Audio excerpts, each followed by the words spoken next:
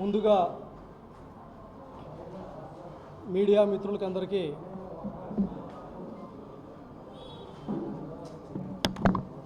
నమస్కారాలు. దాదాపు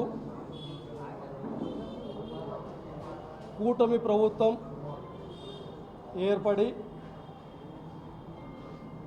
సంవత్సర కాలం పూర్తవుతూ ఉంది. మరి ఈ సంవత్సర కాలంలో ఈ రాష్ట్రంలో జరుగుతున్నటువంటి పరిణామాలు కావచ్చు, వైఎస్ఆర్ కాంగ్రెస్ పార్టీ నాయకులను కార్యకర్తలను ఇబ్బందులు పెట్టేటటువంటి పరిస్థితులు కావచ్చు, ఒకసారి మనం అందరం ఆలోచిస్తే ప్రభుత్వం ఏర్పడి 2-3 నెలల్లో మొదట్లో వీళ్ళకు వీళ్ళే ఈ ప్రభుత్వానికి ఒక పేరు పెట్టుకొని, ఇది ఒక మంచి ప్రభుత్వం అని ఒక పేరు పెట్టుకొని, వీళ్ళకు వీళ్ళ ఒక సర్టిఫికెట్ ఇచ్చుకొని కొద్ది రోజులు కాలం గడపడం జరిగింది. మరికొద్ది రోజులు విజయవాడ నగరంలో వరదలు వస్తే వరదల పేరుతో ఎంతోమందిని పిలిపించుకొని చందాల రూపంలో వరద బాధితుల సహాయం కింద ఆ వరదలతో దాదాపు 1 నెల 2 నెలలు కాలం గడిపారు.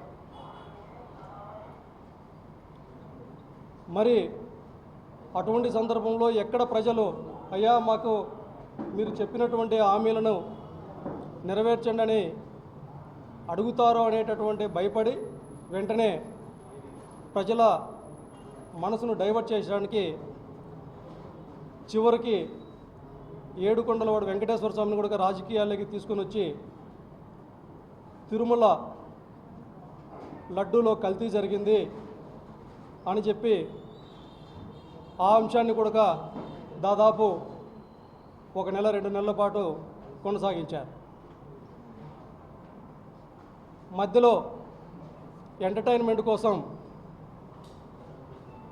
అసెంబ్లీ సమావేశాలు పెట్టి ఆ అసెంబ్లీ సమావేశాల్లో కూడా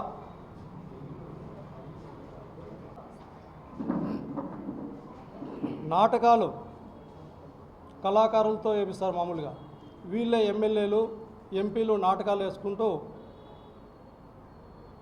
ఏదో ప్రతిపక్ష పార్టీల పైన కుళ్ళుతో కూడినటువంటి కామెడీలు చేసుకుంటూ కొద్ది రోజులు కామెడీలు చేశారు. ఇవన్నీ సరిపోక ఏదైతే మా నాయకుడు జగన్మోహన్ రెడ్డి గారు గతంలో అభివృద్ధి కార్యక్రమాలు ఎన్నో చేసి ప్రారంభోత్సవానికి దగ్గరలో ఉన్నటువంటి ఎన్నో ప్రాజెక్టులు, రెన్యూ పవర్ కావచ్చు, కొప్పర్తి ప్రాజెక్టు కావచ్చు, ఇవన్నీ కూడా ఏదైనా ఒక ప్రాజెక్టు దానికి సంబంధించినటువంటి కార్యక్రమాలు చేసేదానికి జీవోల ద్వారానే సాధ్యమవుతుంది. మా నాయకుడు జగన్మోహన్ రెడ్డి గారు ఒక చిత్తశుద్ధితో అభివృద్ధి కార్యక్రమాలు చేపట్టి ప్రారంభోత్సవం చేయకుండా ఉన్నటువంటి వాటికి వీళ్ళు వచ్చి శిలాపాలకాలు పెట్టుకొని వీళ్ళ పేర్లు పెట్టుకొని మేము అభివృద్ధి చేశామని చెప్పి ఫోటోలకు పోజులు ఇచ్చుకున్నటువంటి పరిస్థితులు కొద్ది రోజులు చూశాం. మరి అది కూడా 1 నెల 2 నెలలు కాలం గడిపారు. ఇవన్నీ సరిపోలా వీళ్ళకి.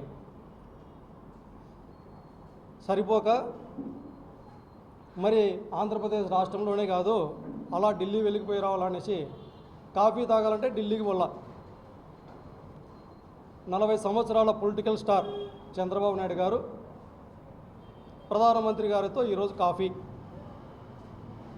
ఢిల్లీకి పోవటం, ఒక కాఫీ తాగటం, స్పెషల్ ఫ్లైట్లు, స్పెషల్ హెలికాప్టర్లు మరి రావటం. ఆయన ఏదో పోయాడు, కాఫీ తాగాడు, వచ్చాడు అంటే మళ్ళీ ఆయన పార్ట్నరు అరే ఆయన పోయి కాఫీ తాగాడు, అంతకన్నా మించి మనం కూడా ఉండాలి కదా అనేసి ఈయన మళ్ళీ ఒక స్పెషల్ ఫ్లైట్ వేసుకొని మళ్ళీ వెళ్ళి ఈయన ప్రధానమంత్రి గారితో ఆవేశంగా పవర్ స్టార్ పవన్ కళ్యాణ్ గారు ఆవేశం స్టార్ ప్రధానమంత్రి గారితో భోజనం. అది సరిపోక ఆయన మళ్ళీ ఇక్కడ ఆంధ్రప్రదేశ్ రాష్ట్రానికి రాలేక మళ్ళా తమిళనాడు, ఒకసారి మహారాష్ట్ర, అన్ని రాష్ట్రాలు తిరుక్కొని బీజేపీ జెండా, బీజేపీ అజెండాను మోస్తూ ఇక్కడ ప్రజలు దాదాపు ఆయన పవన్ కళ్యాణ్ గారు పార్టీ పెట్టిన 15 సంవత్సరాలకు 10 జెండాలు మారిస్తే కానీ ఈ రాష్ట్రంలో ఉన్నటువంటి ప్రజలు ఆయన ఎమ్మెల్యేగా చేశారు. ఈ రాష్ట్రంలో ఉన్నటువంటి ప్రజలు ఓట్లు వేస్తే డిప్యూటీ ముఖ్యమంత్రి అయినాడు. ఈ రాష్ట్రంలో ఉన్నటువంటి ప్రజల సమస్యలను, ఇచ్చినటువంటి హామీలను గాలికి వదిలేసి పక్క రాష్ట్రాలలో బీజేపీ అజెండాను మోస్తున్నటువంటి పవన్ కళ్యాణ్ గారు.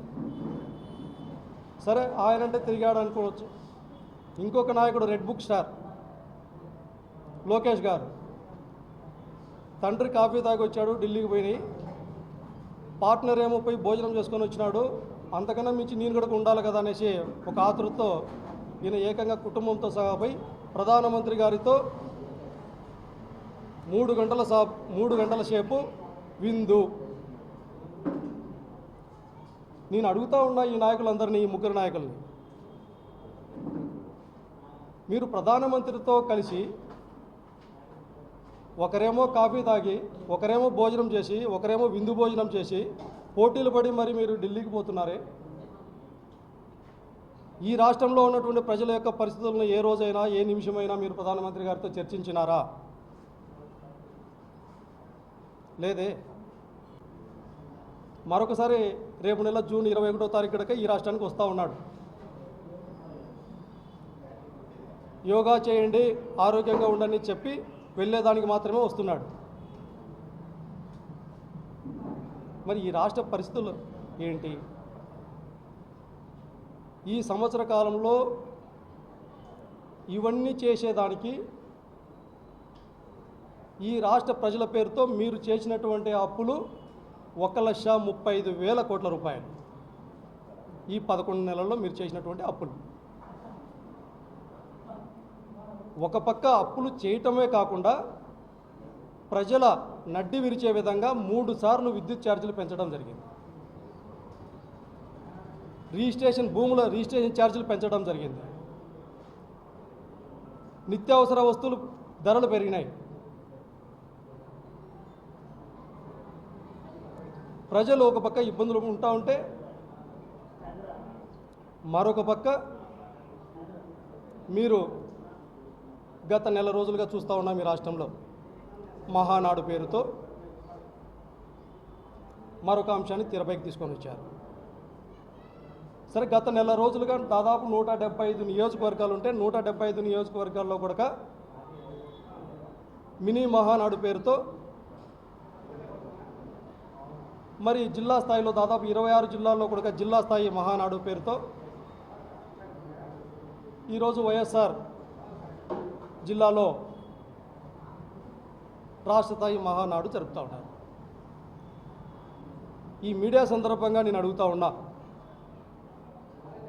గత నెల రోజులుగా మీరు జరుపుతున్నటువంటి మినీ మహానాడు కార్యక్రమాల్లో కావచ్చు, జిల్లా స్థాయి మహానాడులో కార్యక్రమంలో కావచ్చు, ఇప్పుడు జరుగుతున్నటువంటి రాష్ట్ర స్థాయి మహానాడు కార్యక్రమంలో కావచ్చు, ఒక్కరంటే ఒక్కరైనా, ఏ ఎమ్మెల్యే అయినా కానీ, ఏ ఎంపీ కానీ, ఏ మంత్రి కానీ, ఏ టీడీపీకి సంబంధించిన నాయకుడు కానీ పలానా వ్యక్తికి ఈ సంవత్సరం రోజుల కాలంలో ఇది చేశాం, పలానా ఊరికి ఇది చేశాం, పలానా జిల్లాకి ఇది చేశాం, పలానా వర్గానికి ఇది చేశాం, మహిళలకు ఇది చేశాం, విద్యార్థులకు ఇది చేశాం, నిరుద్యోగులకు ఇది చేశాం, రైతన్నలకు ఇది చేశాం, ఉద్యోగస్తులకు ఇది చేశాం, ఒక్కటంటే ఒక్క మంచి పని చెప్పినటువంటి పరిస్థితి మీకు ఎవరికైనా ఉందా? అంత దౌర్భాగ్యమైనటువంటి పరిస్థితుల్లో టీడీపీ నాయకులు ఉన్నారు, చెప్పుకోలేనటువంటి పరిస్థితులు. ఇదే మహానాడు సభల్లో మీ పార్టీకి సంబంధించినటువంటి ఎమ్మెల్యేలే తిరుగుబాటు ఎగరవేస్తూ ఉన్నారు. మరి ఇది టీడీపీ పార్టీ పతనానికి కారణం కాదా అనేసి సందర్భంగా అడుగుతా ఉన్నా. మేము చెప్తాం ధైర్యంగా, ఒక వైఎస్ఆర్ కాంగ్రెస్ పార్టీ కార్యకర్తగా, నాయకులుగా, మా నాయకుడు జగన్మోహన్ రెడ్డి గారి నాయకత్వంలో 2019 నుంచి 2024 వరకు కనుక ఈ రాష్ట్రంలోనూ భారతదేశంలోనే ఒక చరిత్ర సువర్ణాధ్యాయంగా లిఖించబడుతుంది. ప్రతి ఊరిలో సచివాలయాలు ఏర్పాటు చేశాం, రైతు భరోసా కేంద్రాలు ఏర్పాటు చేశాం, విలేజ్ క్లినిక్లు ఏర్పాటు చేశాం, ప్రజల గుమ్మం దగ్గరికే నాణ్యమైనటువంటి విద్యను నాణ్యమైనటువంటి వైద్యాన్ని చేర్చగలిగాం. ప్రతి తల్లికి చదివించుకోవడానికి అమ్మఒడి ఇవ్వగలిగినాం, రైతన్నకు Rythu Bharosa ఇవ్వగలిగినాం, BC SC ST మైనార్టీలకి అత్యధికమైనటువంటి రాజకీయ ప్రాధాన్యత ఇవ్వగలిగినాం,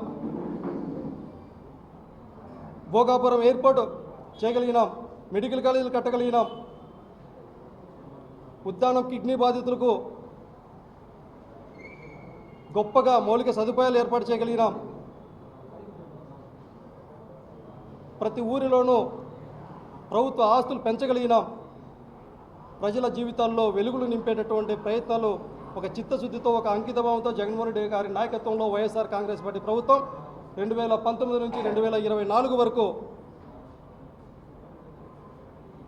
చేయగలిగిందనేసి సగర్వంగా ఒక వైఎస్ఆర్ కాంగ్రెస్ పార్టీ నాయకులు కార్యకర్తలుగా చెప్తా ఉంటే మీరేం చెప్పుకుంటున్నారు? ఈరోజు ప్రతిరోజు ప్రతి గంట ఫలానా మంత్రి పైన కేసు, ఫలానా అధికారి అరెస్టు, నిత్యం ప్రతిపక్ష పార్టీని అణగదొక్కడానికి మీ అధికారాన్ని ఉపయోగించుకుంటున్నారే కానీ ప్రజలకు మంచి చేయడానికి మాత్రం కాదు అనేసి సందర్భంగా తెలియజేస్తూ ఉన్నాం. చెప్తా ఉన్నాం, మీ నాయకుడి యొక్క ఫోటో ప్రభుత్వ శాఖల్లో గోడల మీద ఉండొచ్చేమో కానీ మా నాయకుడు జగన్మోహన్ రెడ్డి గారి ఫోటో ప్రతి ఒక్కరి హృదయంలో ఉంటుంది. ఈ రాష్ట్రంలోని ప్రతి ఒక్క గడపలో గడప ఉంటుందనేసి సగర్వంగా చెప్పుకుంటా ఉన్నాం. ఎన్నికల ముందు మాత్రం ప్రతి ఊరు తిరిగారు. చంద్రబాబు నాయుడు గారు మాత్రం బస్సు యాత్ర చేశారు, పవన్ కళ్యాణ్ గారు మాత్రం ఒక లారీ పెట్టుకొని వారాహ యాత్ర చేశారు, నారా లోకేష్ గారేమో యువగలం పేరుతో రోడ్ల మీదకి ఎక్కి ముగ్గురు కలిసి ప్రతి ఊరిలో చెప్పినారు, జగన్మోహన్ రెడ్డి గారి కన్నా మించి రెట్టింపు సంక్షేమ పథకాలు ఇస్తాం, అభివృద్ధిని చేసి చూపిస్తామని చెప్పి అదే సందర్భంలో మరొక పక్క ఒకవేళ జగన్మోహన్ రెడ్డి గారు మరొకసారి ముఖ్యమంత్రి అయితే ల్యాండ్ టైటిలింగ్ యాక్ట్ పేరుతో మీ భూములు లాక్కుంటాడు, లేకపోతే వాలంటీర్లు అంతా ఉన్నారు, 30,000 మంది అమ్మాయిల్ని అక్రమంగా రవాణా చేసినారు, రాష్ట్రం అప్పుల పాలైపోయింది, శ్రీలంక అయిపోయింది, ప్రజలను రెచ్చగొట్టి కులాల పేరుతో మతాల పేరుతో విద్వేషం రగిల్చి ప్రజలకు ఆశ చూపించి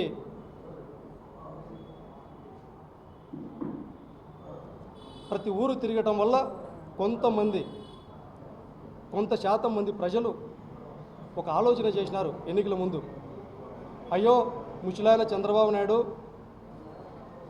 గతంలో 2014 నుంచి 2019 వరకు దాదాపు 200 హామీలు ఇచ్చాడు, ఏ ఒక్క హామీ నెరవేర్చలేదు, అప్పట్లో లాస్ట్లో ఒక 6 నెలలు ఉండగా పసుపు కుంకుమ కార్యక్రమం మాత్రం చేపట్టాడు, అవన్నీ చేయలేదేమో, ఆయనలో ఎక్కడో చోట పశ్చాత్తాపడ్డాడేమో, ఈ చివరి రోజుల్లో ప్రజలకు ఏదైనా మంచి చేస్తాడేమో అనేటటువంటి ఉద్దేశంతో కొంతమంది జగన్మోహన్ రెడ్డి గారు ఎంతైతే న్యాయం చేశాడో ఇంకా ఆయన అది చేస్తాను ఇది చేస్తాను అంటున్నాడు కదా అనేసి, అంటే ఇంతమంది పవన్ కళ్యాణ్ ఒక పక్క రెచ్చగొట్టి వీళ్ళందరూ కలిసి చెప్తున్నారు కదా, మా జీవితాల్లో ఇంకా ఒకరవ ఏమన్నా ఇంకా కొంత ఏమన్నా బెటర్గా వెలుగులు వస్తాయేమో ఉద్దేశంతో ఒక 10-12% మంది ఆయన చెప్పిన మాటలు నమ్మి వాళ్ళని అధికారంలోకి కూర్చొని జరిగింది. అధికారంలోకి కూర్చున్న తర్వాత మహిళలకు ఇస్తామన్న చెప్పినటువంటి తల్లికి వందనం ఇద్దో ఈరోజు, ఇద్దో రేపు, ఇద్దో ఇంకొక నెల కాలయాపన చేస్తూ మొదటి సంవత్సరంలో ఇవ్వాల్సిన కార్యక్రమాలన్నీ ఎగరగొట్టినారు. అన్నం పెట్టేటటువంటి రైతన్నకి అన్నదాత సుఖీభవ అనే ఒక టైటిల్ పెట్టి 20,000 రూపాయలు ఇస్తామని చెప్పి ఇదిగో అదిగో అని మొదటి సంవత్సరం అంతా ఎగరగొట్టారు. పిల్లలు చదువుకునేటటువంటి హైయర్ ఎడ్యుకేషన్ చదివేటటువంటి పిల్లలు ఎంతో ఉన్నత ఆశయాలను తమ జీవితంలో మంచి భవిష్యత్తును కోరుకునేటటువంటి పిల్లలు చదువుకునేటటువంటి వాళ్ళకి ఫీజు రియంబర్స్మెంట్ బకాయిలు ఇవ్వక ఈరోజు కూలి పనికి పోయేటువంటి పరిస్థితులు చూస్తూ ఉన్నాం. ఆరోగ్యశ్రీ ఇదే కాదు, ఎన్నో హామీలు, దాదాపు 145 హామీలు ఉన్నాయి. బీసీ ఎస్సీ ఎస్టీ మైనార్టీలకి 50 ఏళ్ళకే పెన్షన్ అన్నారు, లేదు. ఏ ఒక్క హామీ కూడా మొదటి సంవత్సరానికి సంబంధించినటువంటిది ఇంతవరకు ఒక్కటంటే ఒక్క హామీ కూడా నెరవేర్చలేదు. రెండవ సంవత్సరం కూడా వస్తుంది.